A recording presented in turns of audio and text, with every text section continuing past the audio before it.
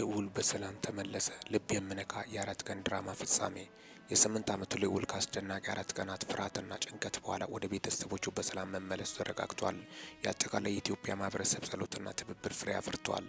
ማን ወሰደው? መረጃዎች እንደሚያመለክቱት ህፃኑ ልዑልን የወሰደው በሐሰተኛ መታወቂያ በቤተሰቡ ግቢ ውስጥ ክፍል ተከራይቶ ይኖር የነበረ ግለሰብ ነው። ይህ ሁኔታ በቤት ውስጥ በታማኝነት ለሚቀመጡ ሰዎች መጠንቀቅ ምን ያህል ወሳኝ እንደሆነ ያሳያል። ቤተሰቡ ከሌሎች ወገኖች ጋር በመተባበር ባደረጉት የማያቋርጥ ፍለጋና ድርድር ምክንያት ልዑልን በሰላም ወደ እጃቸው ማስገባት መቻላቸውን ቤተሰቡ ተናግሯል። ወላጆች ሆይ ንቁ በማለትም ነው ያስተላለፉት።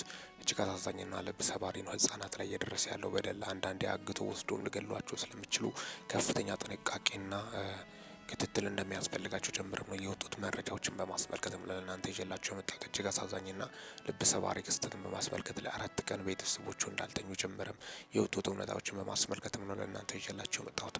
እስካሁን ድረስ አብሬያቸው ቆየሁት። ሚኪ ነኝ ከሚኪታ ቦረንፎ።